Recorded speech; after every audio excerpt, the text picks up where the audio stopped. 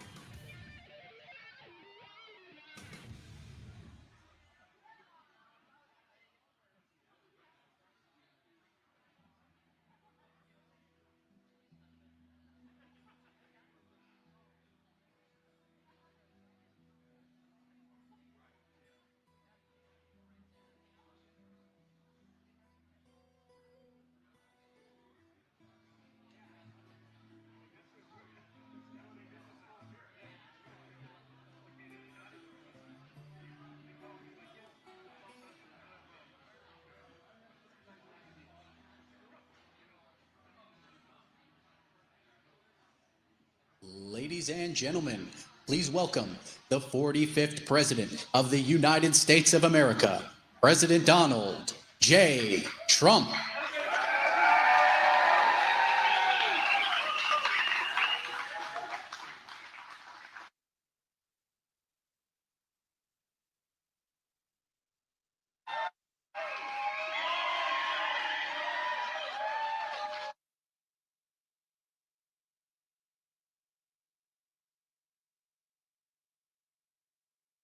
Nice place, by the way.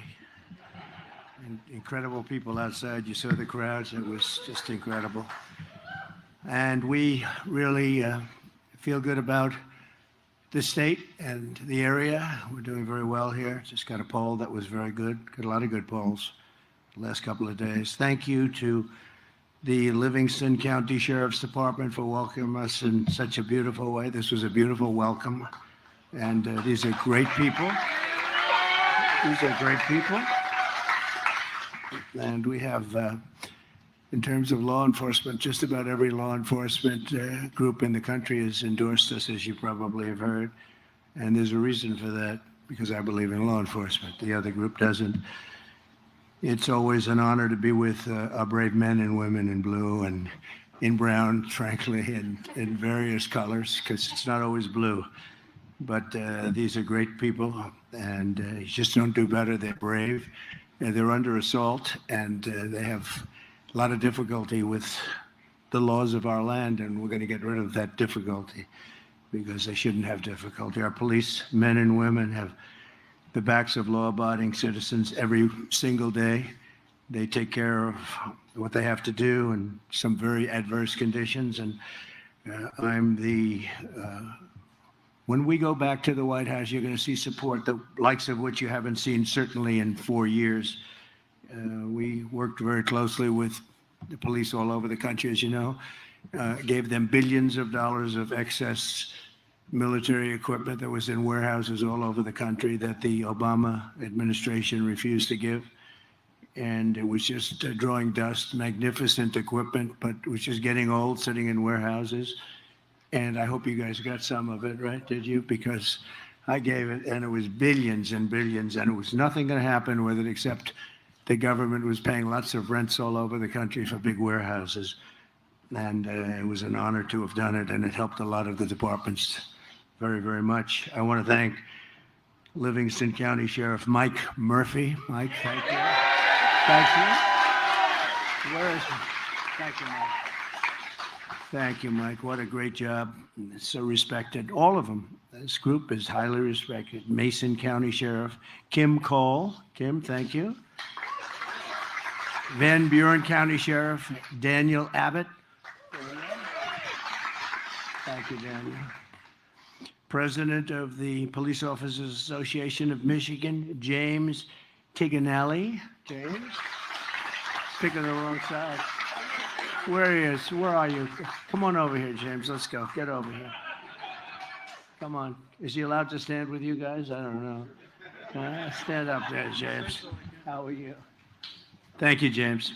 Representatives John James and John Molinar. These are great warrior people.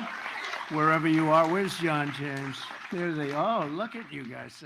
You don't get the best location because you want your constituents to be treated so well, right? Huh? Thank you both very much. We appreciate it. Done a great job. Your next U.S. Senator, he's really working hard, and I just saw a poll that doing very well. Mike Rogers. Mike? Thank you, Mike. Congressional candidate Paul Young, who is polling beautifully, I think. Paul, good luck. Good luck, Paul. You're going to do it. And Michigan House Republican leader, Matt Hall. Matt, thanks. Oh, thanks, Matt. Great. You look the role, Matt. Beautiful. Thank you very much, Matt. Hey, you're right. That'll be next, right? Thank you very much. Michigan Senate Republican leader, Eric Nesbitt. Eric. Thank you, Eric. Great. Nice seeing you again. Doing a good job. We're here today to talk about how we are going to stop the Kamala crime wave that is going on at levels that nobody's ever seen before. And she is, as you know, the most radical left person ever even thought of for a high office, certainly for the office of president. People don't know the real Kamala, but I do, and people that do what I do, they also know. But she is so far left that nobody can even imagine, and her real thoughts are there. You know, she's changed. They call her a flip-flopper at the highest level that they've ever seen in politics, because she's come out with a policy and for years defund the police. You don't mind defunding, do you, fellas? Do you? Would you vote for a defunding? Would you vote? By the way, your people that you protect don't want defunders either. But she's been there until just recently. But she's always been for defunding the police. And the person that she's running with, Tim Walz, is equally far left. This is the most far left group. Nobody's ever seen anything like it. And the press is giving them a free pass. And you're not going to have, if it was up to them, you wouldn't even have the men behind me, people behind me, representatives behind me. You wouldn't have them. They wouldn't have a job. They think it's going to just police itself. Everything's going to take care of itself. Her father is, as you know, a Marxist professor, and he obviously did a good job. But this is where she's coming from. And, you know, you see her now with a smile, and she's gotten rid of the laugh over the last couple of days. I don't know. I haven't seen her laugh. They've told her, don't laugh, please.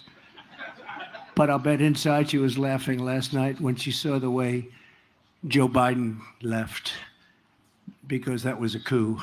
That was a coup. And I'm no fan of his at all. And it started with the debate, and from that point on, it just got worse and worse. But that was a coup. It was a vicious, violent overthrow of a president of the United States. Since Comrade Kamala Harris took office, her administration's crime statistics show she's presided over a 43% increase in violent crime. These are all government numbers. 43% increase in violent crime. I'll bet the people behind me don't have anything like that. It just gets better. It doesn't get worse. Including a 58% increase in rape, 89% increase in aggravated assault, and a 56% increase in robbery. The crime in America, the fact is out of control.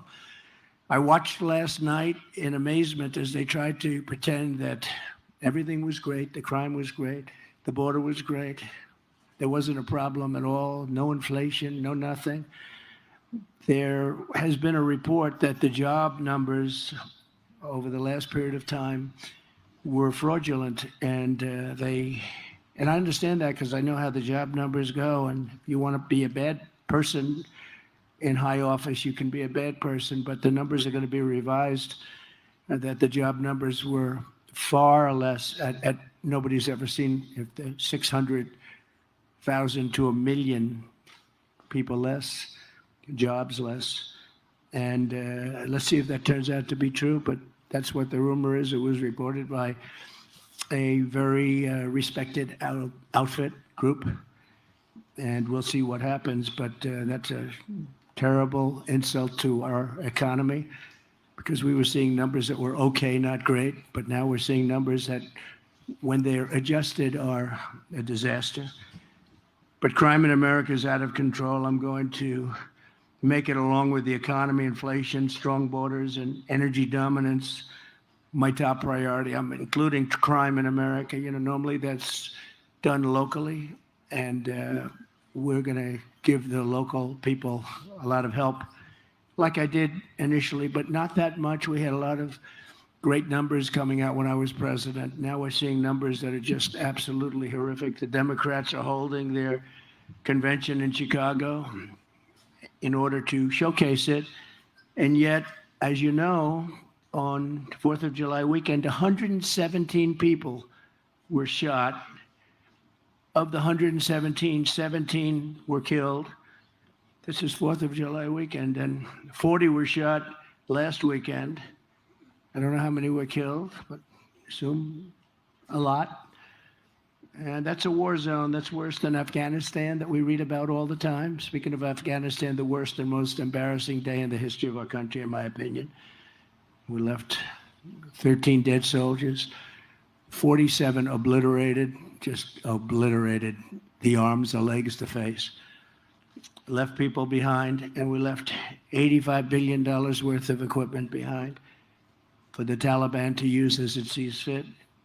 And they're selling a lot of it because they don't need 700,000 guns and rifles. They don't need 72,000 armor-plated vehicles. They're one of the largest sellers of military equipment in the world right now. They're selling our equipment because they said, you know, by the way, would have never happened with me. Abdul would never have done that.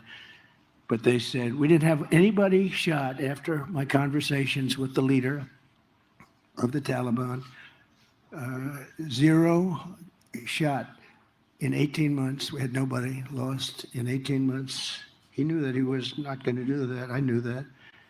But now you look at what's happened, and it's back. You know, we would have kept Bagram. That's the big air base, not because of Afghanistan, but because it's located 1 hour away, from where China makes its nuclear weapons. So it's 1 hour away, and we had it one of the biggest air bases in the world. We built it for billions and billions of dollars many years ago. Got the biggest runways, the biggest everything, and we just walked away from it, gave it to them, and now China's occupying it.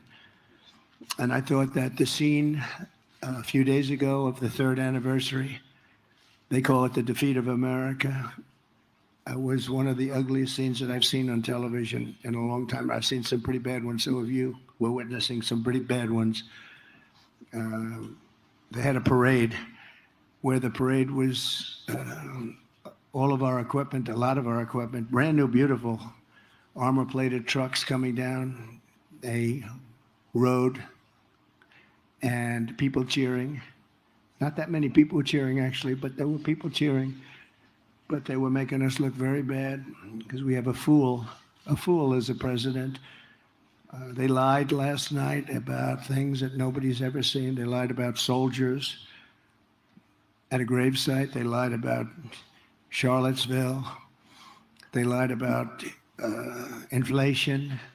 The inflation's been absolutely horrible, absolutely horrible. And everyone knows that we had virtually no inflation. They had 9%, but that wasn't including some of the things that went up more than anything else. They gave themselves a pass. But mothers will no longer be losing their children because of weak liberal policies and politicians that have given up on securing a crime-free America. We want a crime-free America. We're going to stop violent crime in the United States. And it's people like this that can do the job better than anybody. They do the job justly and fairly, but there's nobody like these people. Thank you. Thank you. There's nobody like them, so they can do it. They have to be given back their rights and their dignity. They have to be allowed to do their job. We're going to be guaranteeing immunities and and I'm not looking necessarily just here, but we have police in various areas that are pretty rough areas. If they do their job, if they're diligent in doing their job, they go after the police officer rather than the criminal. They lose their house, they lose their pension, they lose their family, they lose everything. They lose everything. And we're going to make sure that doesn't happen. Over the past 4 years, the Marxist left has waged a vicious war on law enforcement in our country. They've taken away the dignity and the spirit and the life of some of these police officers, and that's why you see it. The crime is so out of control in our country.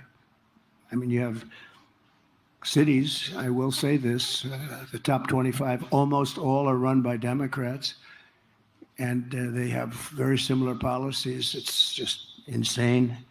But you can't walk across the street to get a loaf of bread. You get shot, you get mugged, you get raped, you get whatever it may be. And you've seen it, and I've seen it.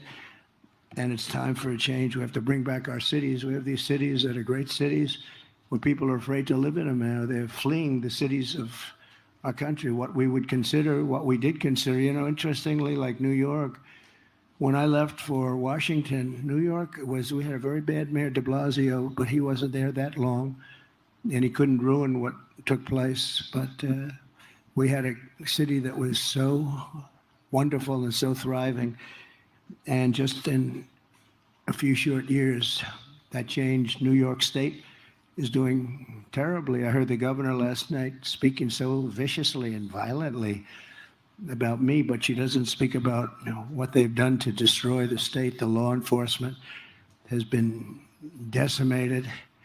The judges, what's gone on with the judges in New York, there's no justice. We're not getting justice in New York. And yet she speaks so bravely about things that she shouldn't be speaking about. But you look at radical liberal Kamala Harris. She's been the ringleader for this anti-crime and the anti-police crusade. It's a real anti-police crusade. They just have it out for the police. Nobody knows why. I don't understand why. From a common sense, I like to say the Republican Party is now the party of common sense. Conservative, yeah, I guess conservative. It doesn't matter. It's the party of common sense. We want to have borders. We want to have strong police protection. We want a military that can protect us. We want great schools, school choice, ideally. We want to have a good life. We want to be safe. But let's review Kamala's pro-crime, anti-police record. She repeatedly endorsed defunding the police, which I said, and it's at a level that, and it never goes away. You know, when you're a defunder or when you are even a politician, your first thought usually is the thought that you go with.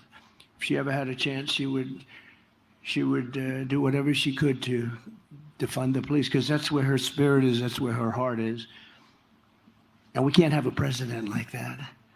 She sponsored a bill to strip police officers of legal protection, leaving you at the mercy of the lawless Marxist prosecutors who want to lock up police officers for sport. They lock them up, in many cases, long before they lock up the criminal. And they go after them, too, violently. They don't go after the criminals. Murderers are released 2 hours after the murder. She wants to bankrupt the police unions. She wants to destroy policemen in general. And they ruin your lives, your jobs, and they ruin everything you've lived for, everything you've felt that you want to make great. You want to make our country great. When I'm president of the United States, again, we will never even think about or mention the words defund the police. We'll never think about that again. It's got to be put away. It's a bad situation. It's a bad concept. The concept is so chilling and so horrible to think that what we should be thinking about is the opposite of defunding, refunding, you call it. We'll refund, but we want to help the police. They have a very dangerous job. And lately I see I was with a great family a few months ago, opens the door to a car and gets shot. And they have all sorts of protection for the people in the car. You can't have your gun even close to being drawn. You don't know what's happening. A lot of the windows are dark, so you don't know who's in there. But the door opens and just gets shot.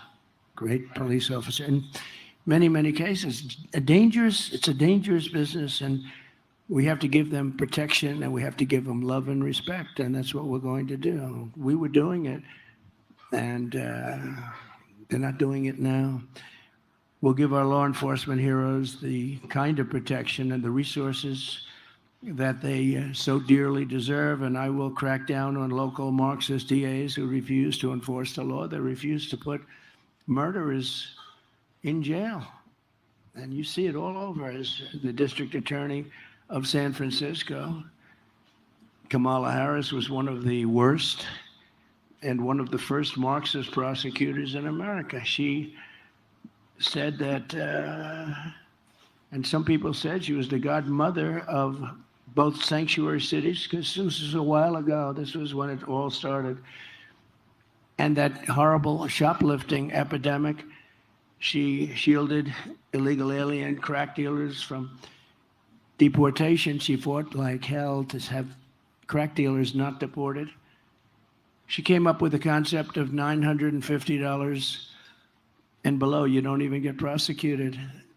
$950. So guys are walking into stores with calculators to figure out. Did you know that? They have calculators. They're adding it up. They want to make sure they're under 950. But it didn't matter because they didn't prosecute the ones that went over either.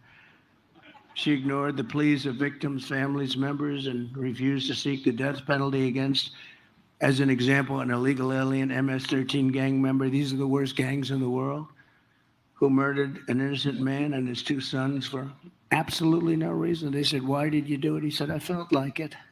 I felt like it." So when Kamala, until recently, was called a Marxist prosecutor, she didn't even disclaim the title. She sort of liked it. As the California Attorney General, she redefined child sex trafficking, assault with a deadly weapon, and rape of an unconscious person as a nonviolent crime. All of them were redefined by her as nonviolent. Kamala Harris supports abolishing cash bail nationwide. Cash bail has been a disaster. When you abolish the no cash, don't worry about cash. You murdered somebody, don't worry about it. That was really the beginning of problems for New York, big problems for New York, but elsewhere also. But it means releasing violent criminals immediately after arrest. No money involved. Don't worry about it. Go home, enjoy yourself. Many of them disappear. You never find them again. Many of them immediately start killing again. It's just a crazy situation. She supports ending jail sentences for parole violators. She considers a parole violation not to be serious. When the violent mobs of looters and anarchists tried to burn down Minneapolis in 2020, Kamala Harris raised money for bail to bail out the arsonists and the rioters and the killers. People were killed. Many people were killed. Compare that to J6. Nobody was killed. Nobody was killed. There weren't fires set. They burned down the city. They were burning down Minneapolis. And she went out, and not only did she work a little bit with them, she worked a lot with them. She worked to get them out and to set them free. One of the criminals Kamala helped bail out of jail was Sean Michael Tillman, one of the worst, a dangerous repeat offender, had a horrible record of violence. With Kamala's help, she was set free. He was set free. He soon went on to murder a man on a train platform for no reason whatsoever in St. Paul, shooting him 6 times in the head and in the torso. No reason whatsoever. What's the reason? No reason. Just felt like it. Kamala Harris will deliver crime, chaos, destruction, and death. If she's allowed to be the president of the United States, you'll see levels of crime that you've never seen before. I will deliver law, order, safety, and peace, and I will protect those who protect us. These people protect us. These are unbelievable people. They protect us. We have to protect them. We have to give them hope because so many are leaving the forces. I can't speak for this group because I'd love to work for them. I would be joining them in 2 minutes. It looks like a nice job. They look, because they've handled themselves and crime and everything else in a stern way, and it's probably a lot easier to do. Maybe we should switch them, move them around to different territories of your state or of our nation, and let some other guys take. Would you like that, fellas? I have a feeling you don't want that. I don't want to embarrass it. I don't want to say any particular names of locations, but I can think of a big one in the state. I'd love to have them working there during the election. I can tell you, but they have it all very much under control, and that's the way it should be. So we're going to make a record investment in hiring, retention, and training of police officers. We're losing tremendous numbers of police officers. These are men and women that want to be police officers, and they're just leaving. We're going to get you reinforcements, and we're not going to be doing the negative, like let's pay them much less, or let's defund entirely. Let's pay them. There's a movement on now. We won't defund, but we'll pay them much less money. No, it's.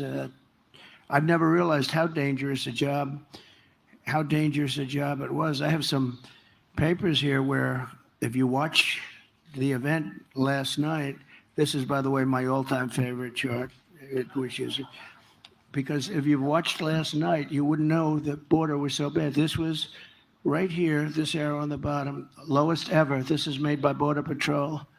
That's the lowest ever we had for illegal aliens coming into our country. And that was the week I left office. That's the lowest ever. Now, this chart is very dear to my heart for another reason. This was the chart. I said, let me see it. But it says a lot. And we had a couple of instances last night where things were mentioned, so I got it. Did crime rise under Trump and fall under Biden? They said it rose under Trump and they go, no, the opposite is true. Take a look at this here. It said, is it true? Did crime rise under Trump and fall under Biden? No, comma, the opposite is true. This was a study group that went out and doesn't care. They do the numbers. And there was another one that a historical comparison of the collapse of law enforcement in U.S. cities. The drop in arrest rates over the last few years is without precedent. Lowest arrest rates we've ever seen. They don't arrest people anymore. And they shouldn't arrest people for saying the election was rigged, but they like that. They go after guys like me, but they don't go after people that kill people. It's a shame what's happened in our country, but we're going to turn it around. We're going to win big, and we're going to turn it around. We're going to turn it around fast. Thank you. We'll bust up and dismantle the gangs, savage criminal networks, and bloodthirsty cartels, and we will stop the fentanyl, and we'll make sure that Kamala Harris has and all of the people that she's allowed to come across the border. Don't forget, she was the border czar, whether she wants to hear it or not. She still is. Thank you. In fact, she could do it right now. You know, they like to talk, it's all nonsense, that Donald Trump stopped a bill. I was opposed to it, so was everyone else. It was the weakest bill. Under that bill, millions of people would have been allowed to come in. This was a weak bill. But you didn't need a bill. I didn't have a bill. I said, close the border. And that's how we got to those numbers, the lowest ever recorded. I said, close the border. I didn't have a bill. I didn't need a bill. She doesn't need a bill. Biden doesn't know where he is. So where is he? Whatever happened to him? He got out. He's now sunbathing. He's in a beach someplace. But all he would have to do as president, or her, is say, close up the border. And it's closed. But they don't want to close the border.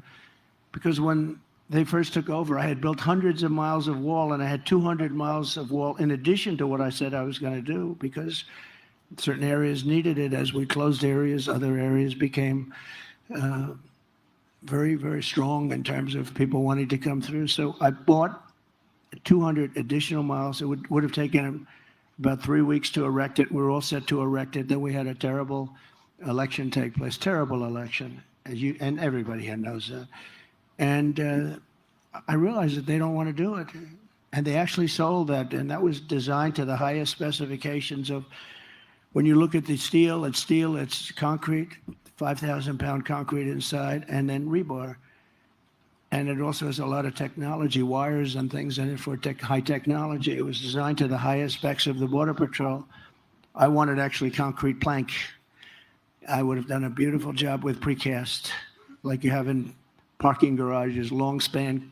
It's called long span precast, but they had to be able to see through. I understand that. They needed certain things that you can't do with concrete plank. So we did that, and very expensive to do because you needed all sorts. In other words, they wanted the steel, they wanted the concrete. It's all different methods of very hard to cut it, very hard to do it when you have different substances, and then very powerful rebar inside. And what happened is, as soon as they came in, they sold it for 5 cents on the dollar. They sold this stuff for somebody made a lot of money because that steel is very valuable, but they sold all of that, hundreds of miles of stuff. You saw it stacked up for a long period of time, where they stacked it up in an area because Texas wanted to use it and finish the job. We built hundreds of miles, but Texas wanted it. They would have paid for it. They didn't. They refused to sell it to Texas. They refused to sell it to Arizona, and they refused to sell it to anybody. They sold it to the junkyards, I guess, and 5 cents on the dollar. On day one, I will seal the border. I will stop the invasion. We had the border sealed. I had Mexico. I had thousands of soldiers from Mexico, free of charge. I said to the president, you must give us soldiers because they're coming through. The caravans are coming through your country. No, I cannot do that. I said, yes, you'll do that. If you don't do that, I'm going to put tariffs on your cars. And he said, I will do that, sir. And he did it. He did it very quickly. And it really, that you guys heard all about it, made a great difference. We had thousands of Mexican soldiers guarding our border. I said, look, they're coming through your country. You have to guard your southern border, which is their border on the other side. And all of a sudden they started, and we had Remain in Mexico. It's called a Remain in Mexico policy, which we never had. And they stayed in Tijuana, different places, hundreds of thousands of people. They didn't come into our country until they were checked. And then if they were good, we let them in. If they weren't, we wouldn't let them in. And we worked well with Mexico, actually. But now Mexico is really taking advantage of our country. They want billions of dollars just to talk. They wouldn't say that with me. They wanted, I think, $2 billion to talk, right? We will talk. We want $2 billion before we even start. That wouldn't happen with me. I would say, oh, really? Is that right? That's the end of trade with Mexico. And they would say, sir, we will give you $2 billion. How about that? So I'll send Kamala's illegal aliens back home where they belong. We have a problem because when I came in, they wouldn't accept MS-13 gang members. I told the generals we're going to get the gang members out. ICE and Border Patrol, the job these people do, but ICE would go into the country, get the MS-13 gang members out, the meanest, the most vicious. They kill people with knives. They killed 2 young students walking to school, 2 beautiful young 16-year-old girls walking to school. They killed them up and chopped them up into pieces with knives, dead. And ICE goes in and they go into those packs of rough people. And ICE is rougher than they are. These are incredible, brave patriots. A lot of people wouldn't want that job. You see fists and feet, you see everything flying, and then 2 minutes later they stand up and they grab them and they throw them into what they used to call a paddy wagon. They put them into planes, they take them out. The countries wouldn't take them back under President Obama. And I said, really, they're not going to take them back? Well, if they're not going to take them back, I'm going to stop paying them. I said, how much money do we pay these countries? El Salvador, Honduras, Guatemala, and others. He said, how much money do we pay? $750 million. I said, good, inform them we're not paying them anymore. And the following morning, I got calls from all of these countries. Sir, there must be a misunderstanding. We would love to take them back. We would love to have MS-13. We would love to have MS-13 back in our country. It would be a great honor to have them back. And, you know, before we get too far, we're almost finished, but before we get too far, I want to tell you that we have criminals from all over the world pouring into our country right now. Your job will never be obsolete, you know? It will never be obsolete, unfortunately. It would be nice if we could have peace, but we're not going to have peace. And this is something we're going to have to live with for a long time. She has allowed millions of people, open border, to flow into our country totally unchecked, totally unvetted. And they come from jails and prisons, slightly different.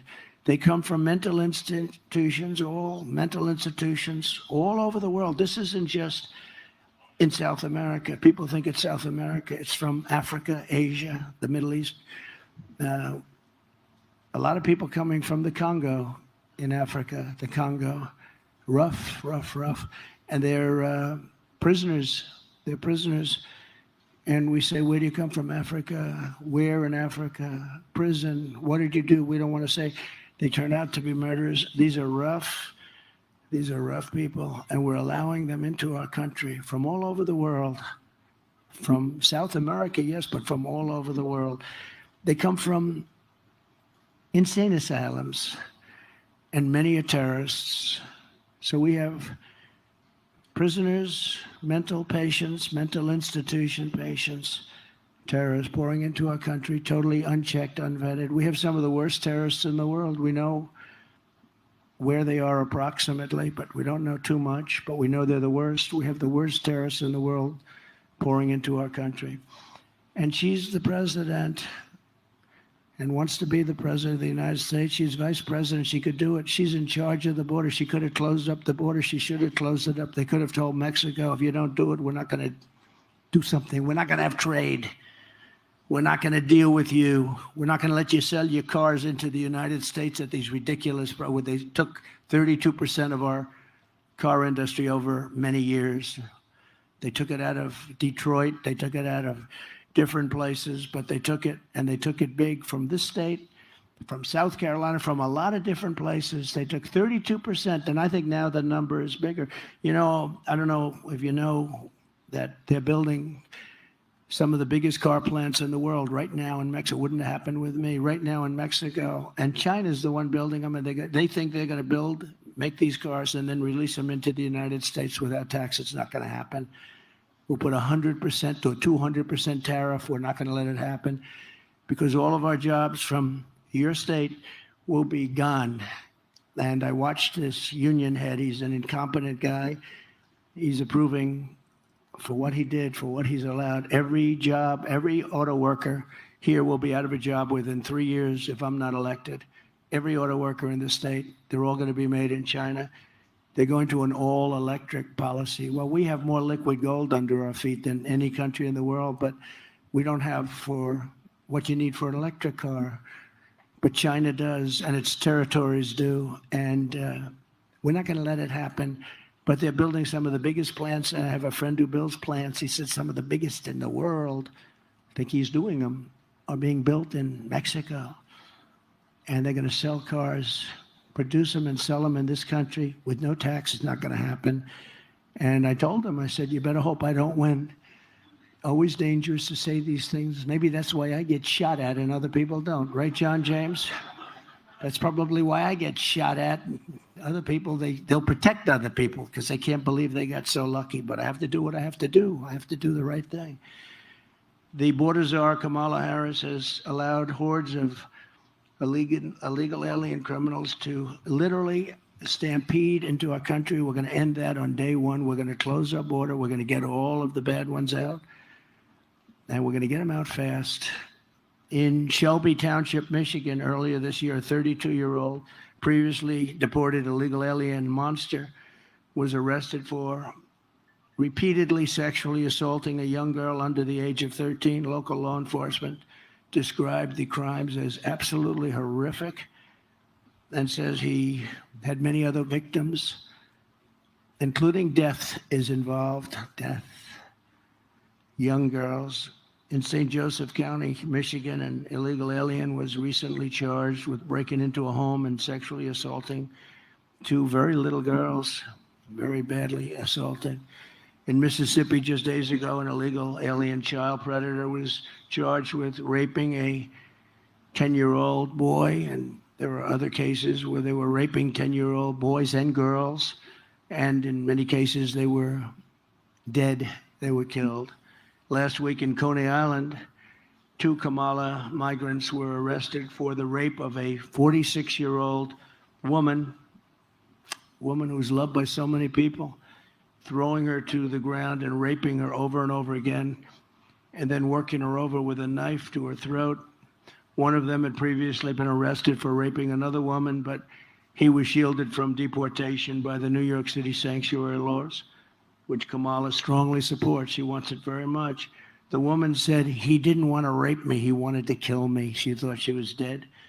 She survived, but she thought she was dead. She said, he didn't want to rape me. He wanted to kill me. This is what we're allowing into our country. These are And then you hear, oh no, the people coming in, they're much less violent than the people. That's not right. They're much more violent. And that, they make a hat. Sheriff, they make a hat. And I don't want to brag, but it says Trump was right about everything. And if you look, whether it's the border, this, I've been right about everything, unfortunately. I wish I wasn't. So when I return to the White House, we will stop the plunder, rape, slaughter, and destruction of our American suburbs, our cities and towns. And I think that women living in the suburbs, I keep hearing about the suburban woman doesn't like Trump. Well, I think it's a fake poll, because why would they like me? I keep the suburbs safe. I stopped low-income towers from rising right alongside of their house, and I'm keeping the illegal aliens away from the suburbs. I think that they like me a lot. I think it's a lot of fake polls. We've seen a lot of fake polls over the years. I was not supposed to win anything, and we won the big one. We won it and did a lot better the second time than I did the first. But women want to have safety. They want to have a strong military. They want to have a strong police force. They want to be in their house and they want to be safe. They don't want to have people pouring into their doors and you can't do anything about it, right? So I think that's the number one thing. I hope they like my personality. I have a nice personality, but to me it wouldn't be very important, the personality. They want to be safe. They want people like this happy, and they want people like this taken care of properly, because those are the people that keep them safe. So we'll shut down all deadly sanctuary cities throughout the country, because all they do is they shield criminals. I mean, they basically shield criminals from prosecution. I will shift massive portions of federal law enforcement to immigration enforcement. We're going to put a lot of immigration enforcement. We're going to close down the border day one. And we are going to, just so you understand, I am not a radical at all. I'm just a common sense person that was successful in what I did because of the same thing. We are going to let people, and we want people to come into our country. A lot of people. We need them. We need them for jobs. We need them for everything. We want people to come in, but they have to come in through a process. They have to come in legally. And we can let a lot of them come in, but John, we want them to come in to our country legally. We don't want to let people come in who murdered 19 people, and then you hire that person in a plant, and all of a sudden you notice that people are being killed all over town. We want them to come in legally. On day one, we will begin the largest domestic deportation operation in the history of our country, bigger than Dwight Eisenhower. Dwight Eisenhower was he was sort of a moderate person, but he hated when people poured into our country, and he was very strong on deportation. We will remove all criminal aliens immediately. All of the criminals, we start with that. We're going to get them out of here fast. Nothing good is going to happen with thousands of terrorists being in our country. You know, we had 1 month where Border Patrol was actually does a chart, and I don't believe this. I love it in a certain way, but I don't. They said in 2019, zero terrorists came in. Now, I don't believe that, but it's an awfully good statistic.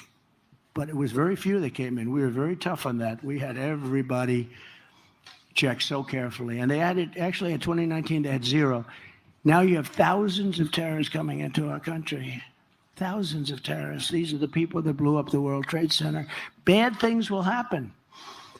And if I'm elected, we're going to get them the hell out of here. We're going to get them out of here fast, very fast.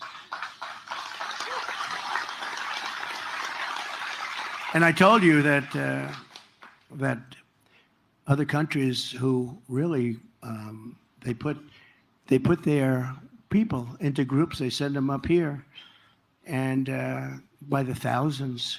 The caravans, I think it was a name that I came up with. I don't know. Maybe somebody will say he's lying about that. If somebody else used the term 14 days earlier, but we came up because it just seemed like an appropriate term. It's a caravan of thousands of people. We have one caravan coming up right now, thousands of people that go right into the country.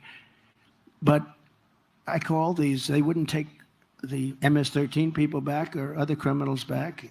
And the general said, we're just not able to do it, sir, because they won't take them back. They'd put planes on the runways so that you couldn't land the plane. They'd block up the bus lane so you couldn't bring the buses, and you couldn't get them back. And when I told them that they wouldn't get any more money, I said, let them know they're delinquent.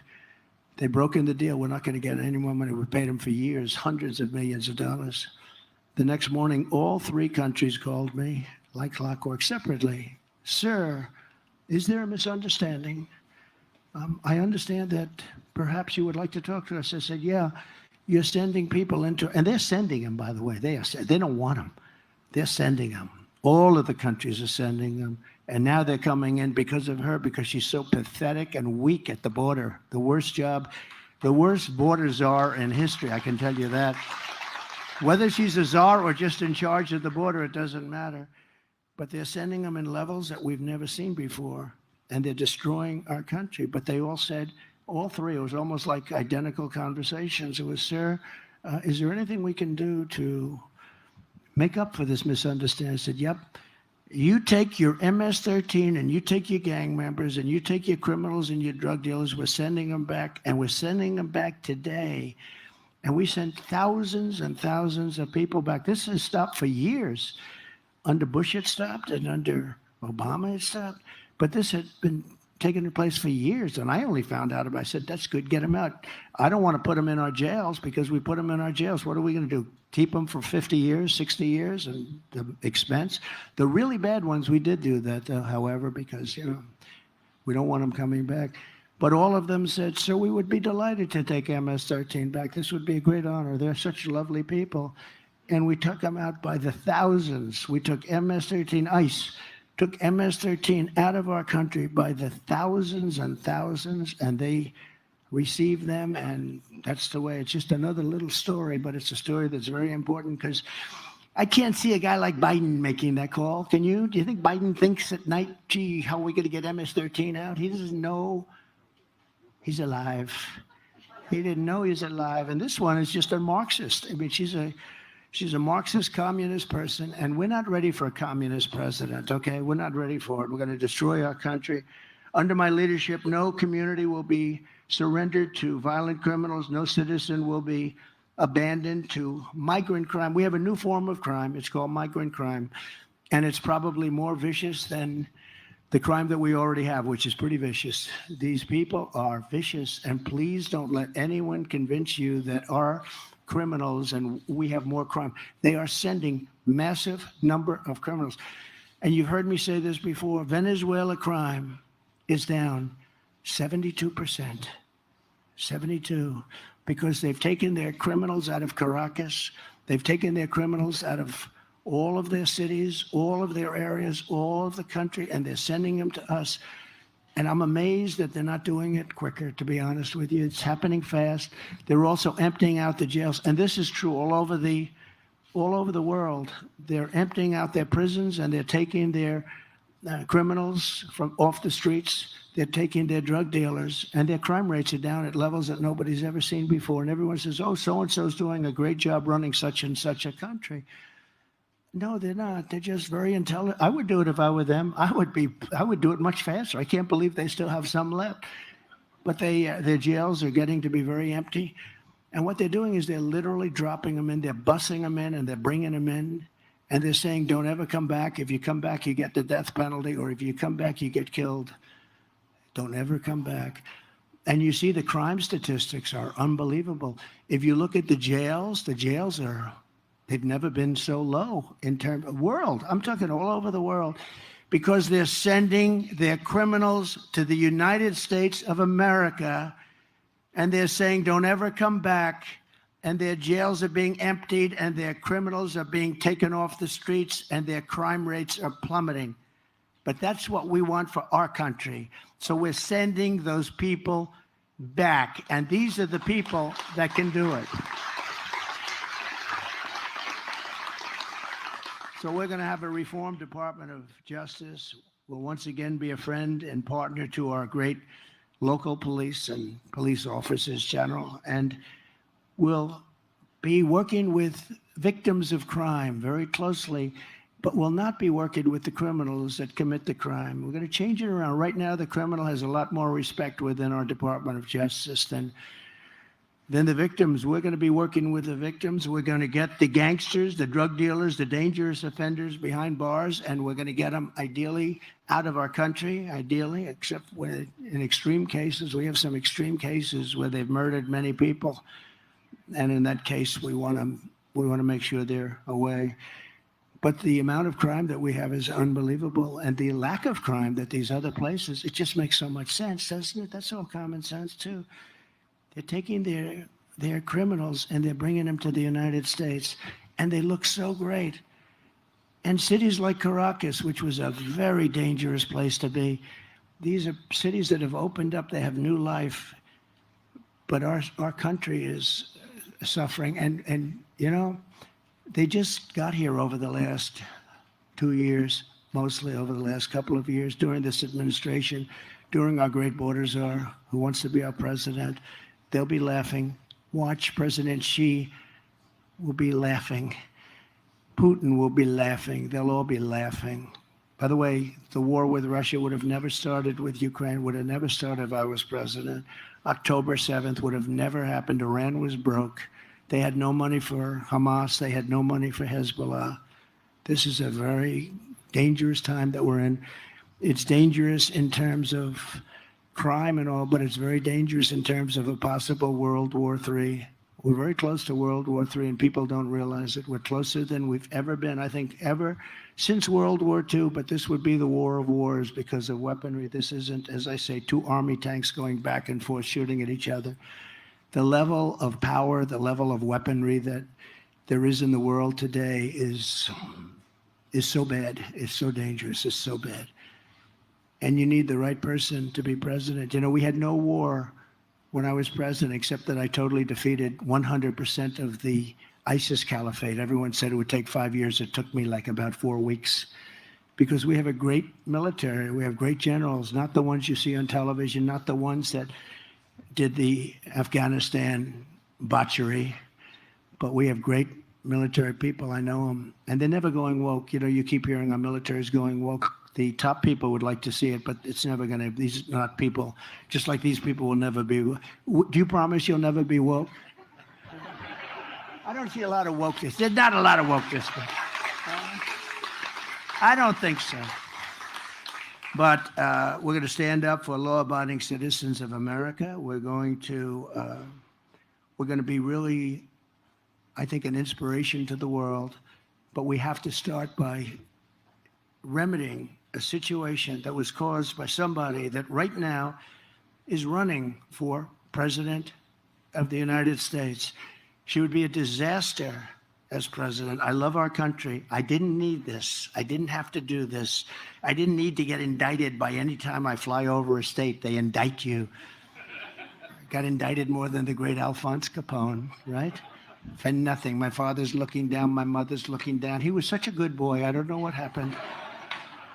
But I didn't need this. I had a beautiful life. But to me, I wouldn't change it for the world, because we're going to take this country, we're going to make it safe again, and we're going to make America great again. And I want to thank everybody for being here, and God bless you all. Thank you. Thank you very much.